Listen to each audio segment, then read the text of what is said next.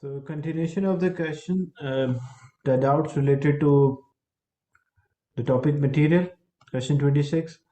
There's a mass of 1.8 which is suspended at end of a spring which is having a original length of 0.04. The spring extended and now it is a 3 times the original length. What is the work done? So work done or energy stored in the spring E or W is equals to half force into extension. So if the original length of the spring was 0.04,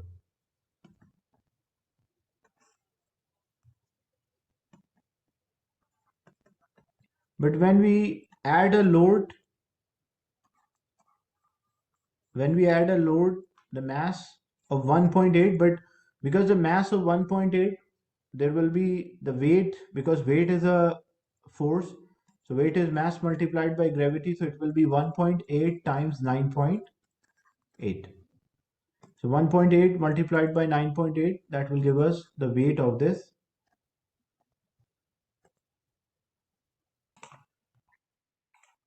So 17.7 Newton is actually the load. So the 17.7 Newton is a load. They mentioned that it is and the spring extended and now 3 times the original length. Original length was 0.04, but now the total length of a spring is 3 times. So it means the total length of a spring is 0.12. So this is 0.12. We want to calculate the extension. We want this extension here increase, so 0.12 minus 0.04, that will give us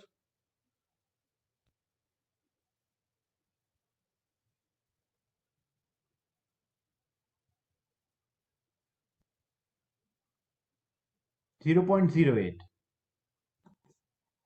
So extension is 0.08. We have the extension. Now we want to calculate how much energy it's stored in joule. So it will be half force into extension F into delta X, or you can say E.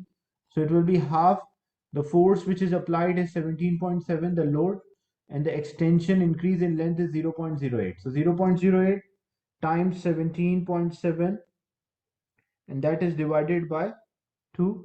So it is 0.70, the 0.708, or it is approximately equal to 0.71 joules, or C will be the right answer.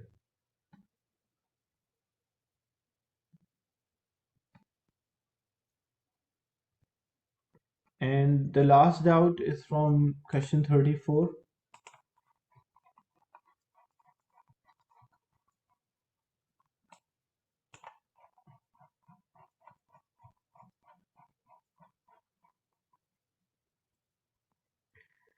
Then explain what is the difference between elastic deformation and plastic deformation, and use the behavior of a same material or object to illustrate both type of deformation. So first, what is the definition of elastic deformation? When we apply a force and when the force is removed, if the object return back to the same original length, shape or size, we call that as elastic deformation. And when we apply the force and object does not return back to the same original length, shape or size, we call that as a plastic deformation.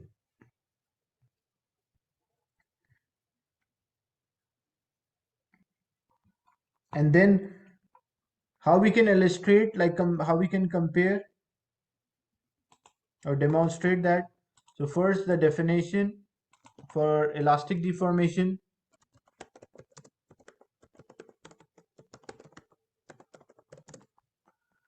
That object return to same original length, shape or size when the force is removed.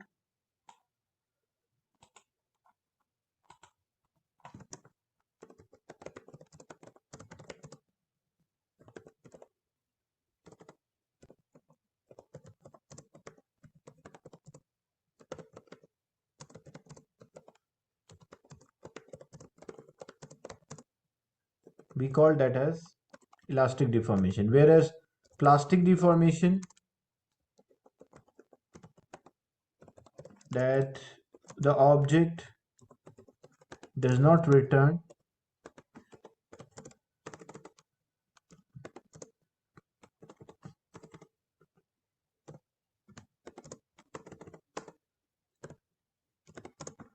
return to same original length, shape or size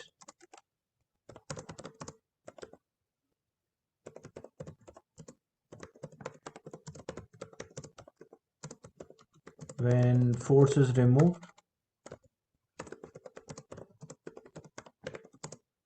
We call that as plastic deformation.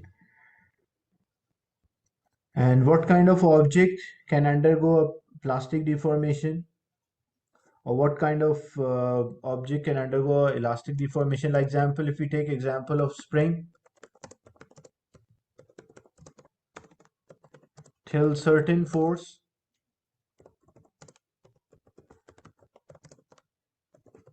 it can return to same original length,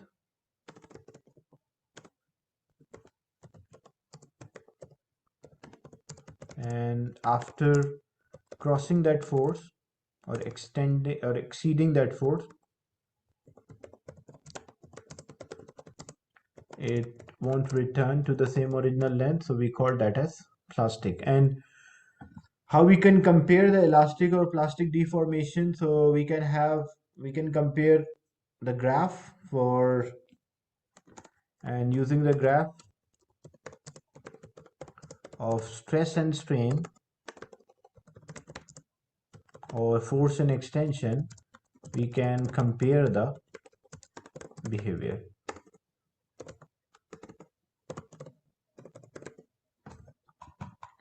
So this is how we can compare the behaviors of two types of material. Is it clear, this question?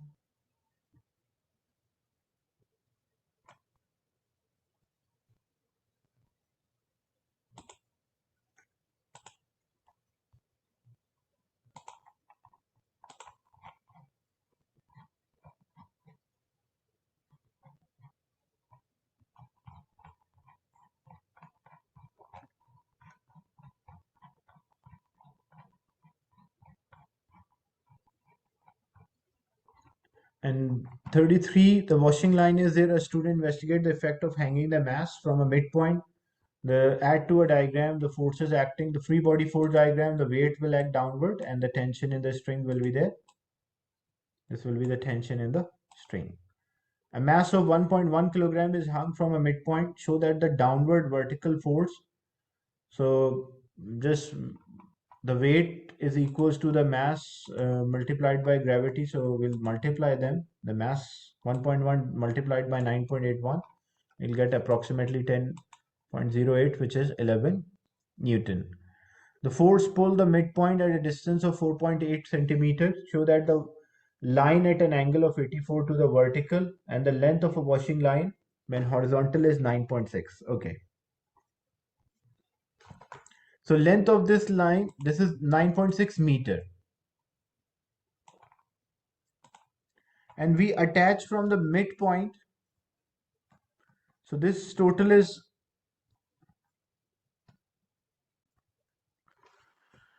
so when we attach a load from the center, the vertical distance, the force pulled the midpoint down. So midpoint, like if this was a midpoint, the center point, it moved downward, which is 48.5 centimeters. So, but it should be in meter. So 48.5, which is in centimeter, divided by 100, which is equals to 0.48. So the downward motion for the line is 0.485 meter. We want to measure this angle. As this line moved downward, the washing line moved downward. So we need the angle with a vertical. Show that the line at an angle of about 84 to the vertical. So with a vertical, when we measure the angle, like this is a vertical line, when we measure this angle, we have to show this is about 84. So how we can show this? We can take a right angle triangle because we are taking half of it. So 9.6 is the total length divided by 2, as it is from the midpoint. So this length is 4.8, the half of the length.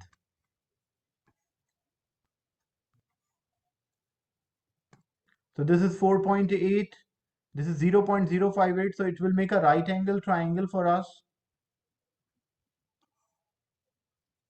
One of the side is 4.8, this is 0.485, and if I work out the angle here,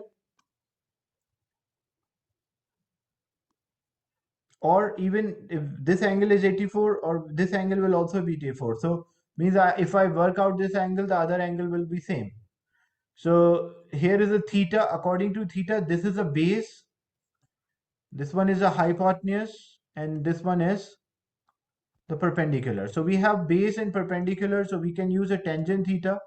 So tangent theta is equals to perpendicular divided by base.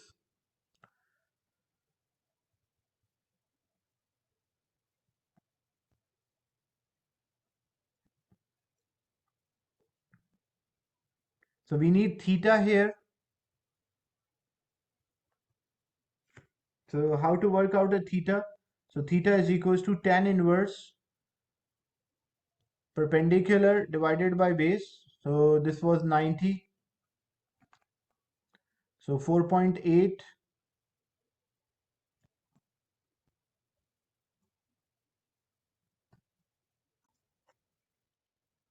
So this is 4.8 divided by 0.485. So theta will be equal to tan theta is equals to 9.89, and when we take a theta, that will be tan inverse 9.89. So when we take a tan inverse, it will come out to be 84. So this angle will be about 84. Then show that the tension in the line is less than 60. How we can show the tension in the line is less than 60? As this is a tension, T is there, this is also a tension, and we know the angle. So we know this angle is 84. We already worked out, so this angle is 84. This is also 84, this is T, this is also T. So the one which is with an angle, that is T cos theta, so T cos 84, this is T cos 84, and because of the other rope also, this is T cos 84. So we can say 2T cos 84, which is acting upward, balances with the weight. So T, the tension, is equal to weight divided by 2 into cos 84. And weight which we attach here in the first part, that was about 0.1 kilogram, 1.1 kilogram, sorry. So 1.1 kilogram, but weight is, the mass is 1.1, so weight is 1.1 into 10 power 9 multiplied by 9.8 divided by 2 into cos 84. So when we substitute this value, 1.1 multiplied by 9.8 divided by 2 cos into 84. So this will give us the tension in the rope, which is about 53.4. So if the tension in the rope is 53.4,